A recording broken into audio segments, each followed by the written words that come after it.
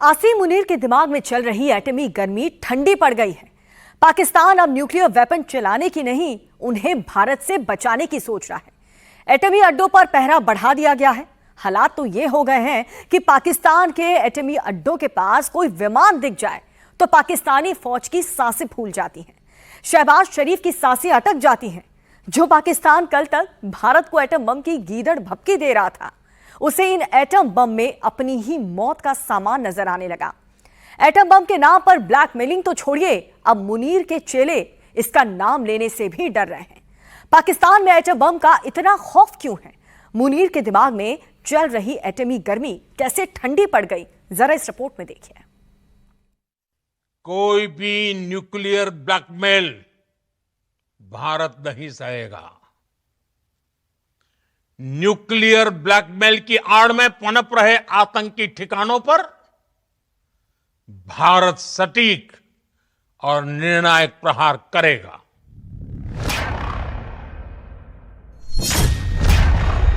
9 मई को रात 2 बजे के बाद शहबाज ने एक बार भी न्यूक्लियर बम का नाम नहीं लिया।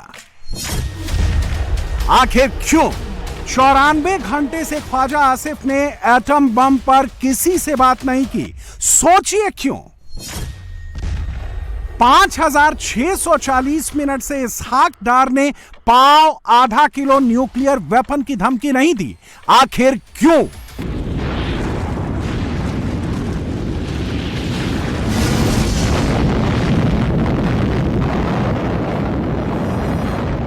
याद कीजिए, मुनीर के चेले गीदड़ भभकी दे रहे थे, मार देंगे, बम दाग देंगे, दिल्ली उड़ा देंगे।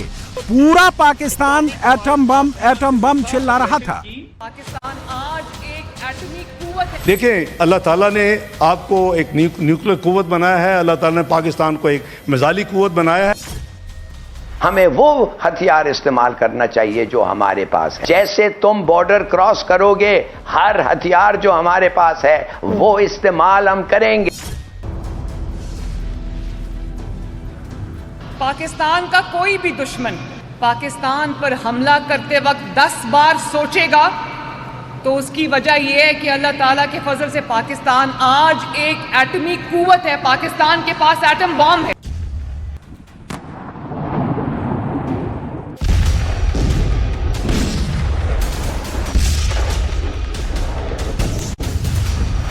जो है ख्वाजा आसिफ इंटरनेशनल मीडिया में तबाही की पिक्चर इमेजिन करा रहा था।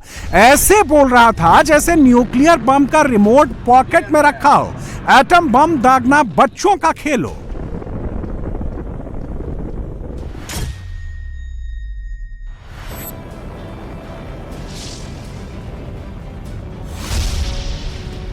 लेकिन आज पाकिस्तान में न्यूक्लियर पैनिक फैला हुआ है। शहबाज एटम बम का नाम लेने से डर रहा है। इसहाक डार की बोलती बंद हो गई है। ख्वाजा आसिफ की तो सुर ताल बिगड़ गई है।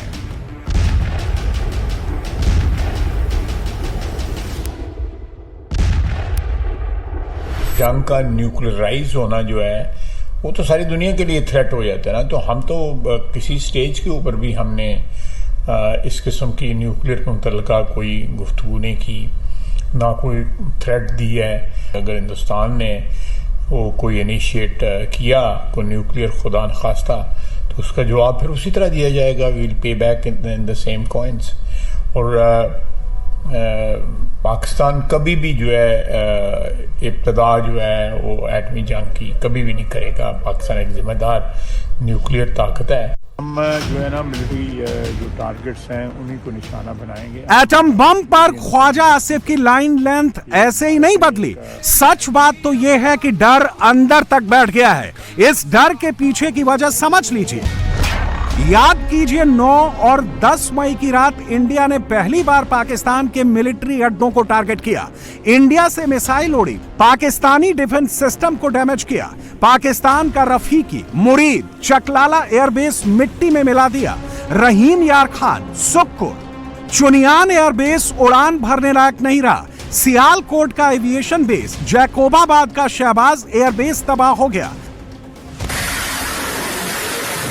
एक स्ट्राइक हुई और पाकिस्तान में डर बैठ गया। एक ही स्ट्राइक हुई और मुनीर एंड कंपनी को समझ में आ गया कि उसे चीन का डिफेंस सिस्टम बचा नहीं पाएगा। पाव पाव आधा आधा किलो वाले न्यूक्लियर वेपन धरे के धरे रह जाएंगे। इस स्ट्राइक में ऐसा क्या था जिसने पाकिस्तान को अंदर तक हिला दिया?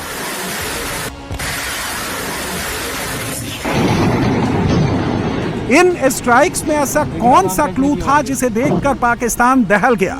समझ लीजिए।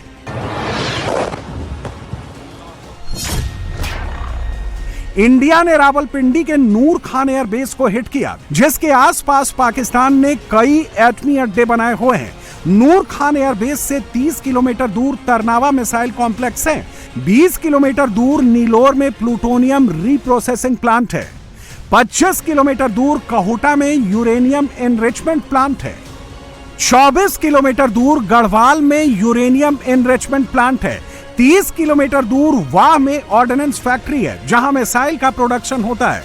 35 किलोमीटर दूर फतेह जंग में नेशनल डेवलपमेंट कॉम्प्लेक्स है। 70 किलोमीटर दूर शाखा डारा मिसाइल कॉम्प्लेक्स है, यहां भी मिसाइलों का प्रोडक्शन होता है। इनमें से कई अड्डे ऐसे हैं जहां पाकिस्तान ने न्यूक्लियर वेपन छिपाए हुए हैं और भारत ने ठीक न्यूक्लियर अड्डों के पास जाकर स्ट्राइक की तो पाकिस्तान अंदर तक दहल गया। श्रीनगर से नूर खान चकलाला एयरबेस की दूरी 160 किलोमीटर है। नगरोटा से नूर खान चकलाला एयरबेस की दूरी 190 किलोमीटर है। एक बार में, एक प्रहार में पाकिस्तान समझ गया कि भारत 160 किलोमीटर अंदर घुसकर मार सकता है, तो 200 या 250 किलोमीटर दूर मारना मुश्किल नहीं होगा। भारत की मिसाइल रेंज तो 5000 किलोमीटर से भी ज्यादा है। मुनीर एंड कंपनी को एक स्ट्राइक में समझ में आ गया कि अगला वार न्यूक्लियर अड्डों पर भी हो सकता है। अगले वार में उसके एटमी ठिकानों से धुआं निकल सकता है। अब दूसरा सैंपल देखिए। 9 मई की रात इंडिया ने मिसाइल दागी। पाकिस्तान में सियालकोट और पसरूर की रेडार साइट तबाह हो गई। जम्मू से सियालकोट की दूरी 40 किलोमीटर है। अमृतसर से सियालकोट की दूरी 100 किलोमीटर है। इंडिया ने जहां मिसाइल दागी, उसके ठीक पास ही गुजरावाला में पाकिस्तान का मिसाइल गैरिसन है। इसे पाकिस्तान का बड़ा न्यूक्लियर अड्डा माना जाता है। इंडिया का टारगेट नंबर 3 सरगोधा का मोशाफ एयरबेस रहा। इस एयरबेस के ठीक 30 किलोमीटर दूर कोशप न्यूक्लियर कॉम्प्लेक्स है, यहां प्लूटोनियम का प्रोडक्शन होता है। इसी एयरबेस से 100 किलोमीटर दूर चश्मा रीप्रोसेसिंग प्लांट है। जो मिसाइल मोशाफ एयरबेस पर गिरी, वही मिसाइल इन न्यूक्लियर अड्डों तक भी पहुंच सकती थी, पल भर में पहुंच सकती थी और पाकिस्तान कुछ भी नहीं कर पाता।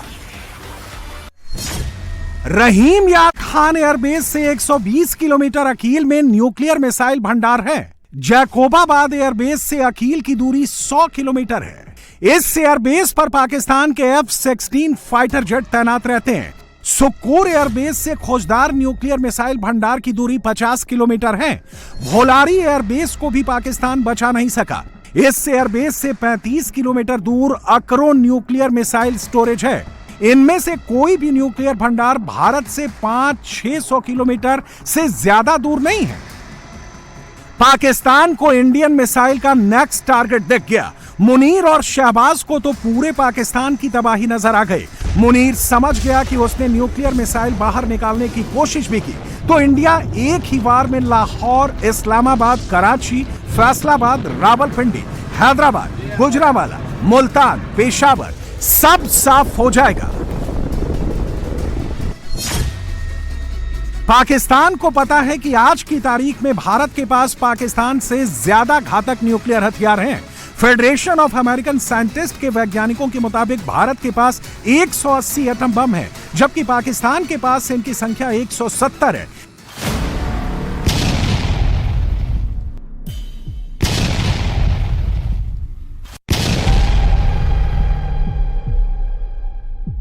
पाकिस्तान को आज की तारीख अच्छे से याद होगी। 13 मई 1998 को इंडिया ने टैक्टिकल न्यूक्लियर बम का टेस्ट किया था। यहीं से भारत को पाकिस्तान पर बढ़त मिली थी। 13 मई 1998 को इंडिया ने 0.3 किलोटन और 0.5 किलोटन न्यूक्लियर बम का टेस्ट किया था। 11 मई को इंडिया ने 45 किलोटन हाइड्रोजन बम का टेस्ट किया था, जो एटम बम से 1000 गुना ताकतवर होता है। 6 मई से पहले तक पाकिस्तान एटम बम के नाम पर ब्लैकमेल कर रहा था। 7 मई से 10 मई तक उसने ब्लैकमेलिंग टैक्टिक्स की टेस्टिंग की।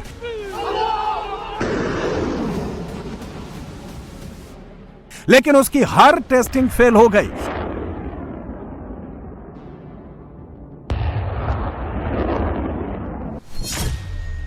पाकिस्तान ने इंडिया पर चीन की PL-15 दागी, जो होशियारपुर में ढेर कर दी गई। उसने फतह मिसाइल दाग कर टेस्ट किया। यह मिसाइल भी इंडिया के सुरक्षा चक्र को भेद नहीं सकी।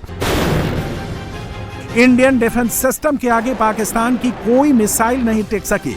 पाक फौज पूरी ताकत लगाकर भी कोई मिसाइल टारगेट तक नहीं पहुंचा सकी और सीधा मैसेज मुनीर तक पहुंच गया। हिंदुस्तान मिसाइल दागेगा तो इस्लामाबाद तक आएगी और पाकिस्तान मिसाइल दागेगा तो बॉर्डर पर ही कबाड़ बन जाएगी। न्यू दिल्ली टारगेट किया हुआ है, आर्मी चीफ टारगेट किया हुआ है, मैंने ये किया हुआ है, हमने वो किया हुआ है। किधर है वो? एक आपसे एक मिसाइल नहीं चला। मिसाइल का जवाब मिसाइल होता है, रॉकेट का जवाब रॉकेट होता है। क्या आपको ये टर्म्स नहीं पता? आप आर्मी में हो। इंडिया के पास multi layer advance defence system है, जिसने मुनीर की फौज के पसीने ही छुड़ा दिए। पाकिस्तान के पास अब्दाली, गजनवी, शाहीन, नस्र, गौरी जैसी मिसाइल के कई वेरिएंट्स मौजूद हैं, लेकिन इनमें से कोई भी मिसाइल ऐसी नहीं है जो इंडिया का डिफेंस सिस्टम भेद सके। जबकि इंडिया 3 दिन में 2 बार पाकिस्तान का एयर डिफेंस सिस्टम भेज चुका है। 6-7 मई की रात इंडिया ने ड्रोन मिसाइल से मारा। 9 और 10 मई की रात मिसाइल से घर में घुसकर मारा। एक बार भी पाकिस्तान के पास मौजूद Chinese defence system Indian missile को रोक नहीं सका।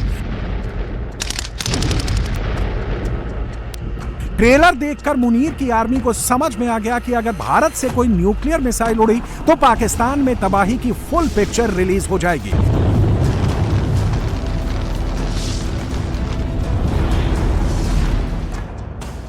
भारत के पास न्यूक्लियर अटैक के लिए पूरी रेंज मौजूद है। 3 लेयर का अटैकिंग सिस्टम है, जिसे पाकिस्तान किसी भी तरह से रोक नहीं सकता। हवा से न्यूक्लियर मिसाइल दागने के लिए इंडिया के पास राफेल, मिग, सुखोई जैसे ऑप्शन मौजूद हैं। जमीन से वार करने के लिए ब्रह्मोस, अग्नि, प्रलय जैसी मिसाइल का जखीरा है। समुद्र से पाकिस्तान को तबाह करने के लिए अरिहंत और अरिघात जैसी न्यूक्लियर सबमरीन है। पाकिस्तान 6 मई से पहले मुगालते में जी रहा था। एटम बम को बच्चों का खेल समझ रहा था।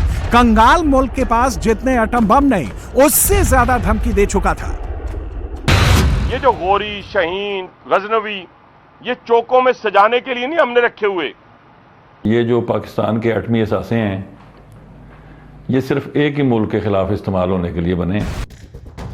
10 मई की सुबह तक ही पाकिस्तानी शेख चिल्लियों को समझ आ गया कि इंडिया के सामने उसके एटम बम शोपीस से ज्यादा कुछ नहीं है। ये गीदड़ भपकी देने के ही काम आ सकते हैं। अगर एक बार भी मुनीर की फौज ने इन्हें चलाने की सोची तो इनसे होने वाली तबाही इंडिया में नहीं, पाकिस्तान में होगी।